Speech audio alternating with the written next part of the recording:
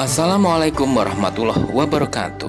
Bertemu dengan Kamto Cah Angon. Sebelum menyaksikan lebih lanjut, jangan lupa subscribe, like, share, and comment. Kisah berikut ini adalah perjalanan hidup dari Mas Menteri yang melahirkan sebuah ide besar dalam dunia pendidikan, yaitu lahirnya kurikulum merdeka dan sekolah penggerak. Bagaimana kisah dan perjalanannya? Mari kita ikuti berikut ini. Kisah berikut diberi judul Cerdas Banget Mendikbud Ristek. Mas Nadiem Makarim mematahkan mitos tentang NEM, IPK, dan ranking. Hal ini dinyatakan bahwa ada 3 hal yang ternyata tidak terlalu berpengaruh terhadap kesuksesan seseorang, yaitu 1.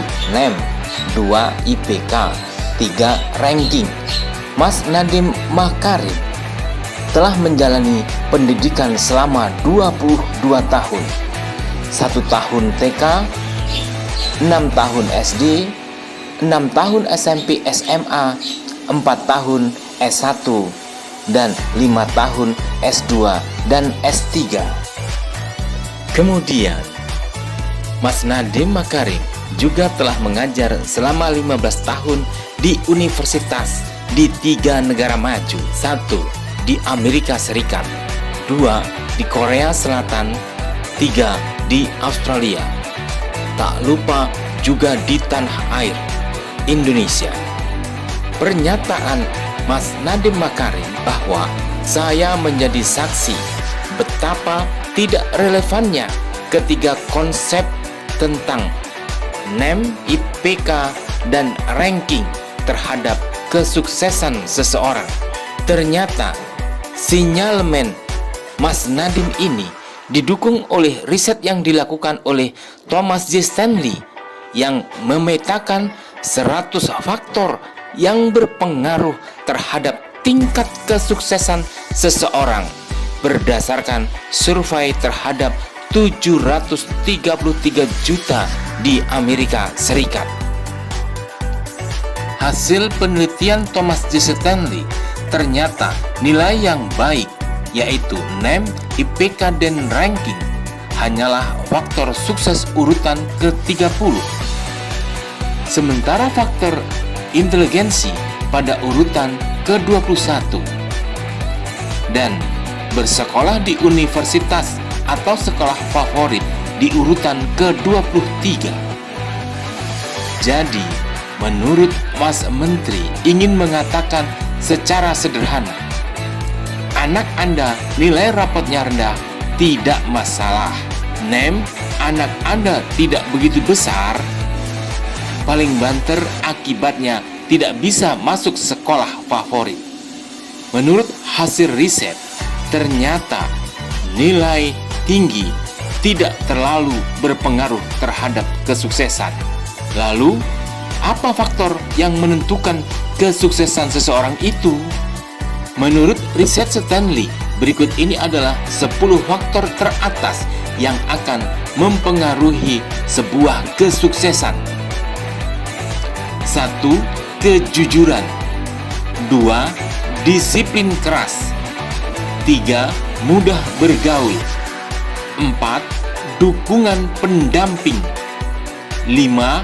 Kerja keras. 6. Kecintaan pada yang dikerjakan. 7. Kepemimpinan. 8. Kepribadian kompetitif. 9. Hidup teratur. 10. Kemampuan menjual ide. Ternyata 10 faktor di atas hampir tidak terjangkau dengan NEM, IPK, dan ranking yang di dalam kurikulum dikategorikan sebagai soft skill.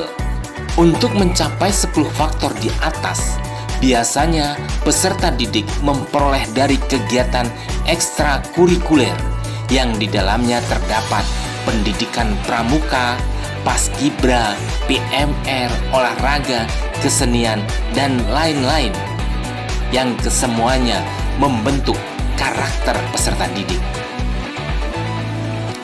Akhirnya, membentuk karakter adalah kebutuhan utama, sementara mengejar kecerdasan akademik semata hanya akan menjerumuskan diri. Bangsa Indonesia bukan tidak butuh orang yang pintar, karena bangsa Indonesia sudah banyak orang-orang pintar.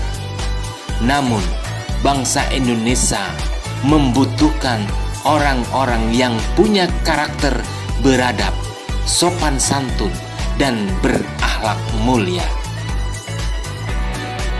Bukan teori, tapi praktek langsung di keseharian, dengan cerdas menyikapi hidup, cerdas menciptakan peluang, dan akhirnya cerdas meraih peluang untuk Indonesia maju. Terima kasih telah menyaksikan Kamto Caangon. Jangan lupa subscribe, like, share, dan komen. Wassalamualaikum warahmatullahi wabarakatuh.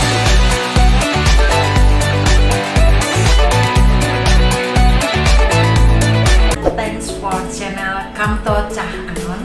Semoga semakin berkembang dan semakin sukses. Jangan lupa like and subscribe.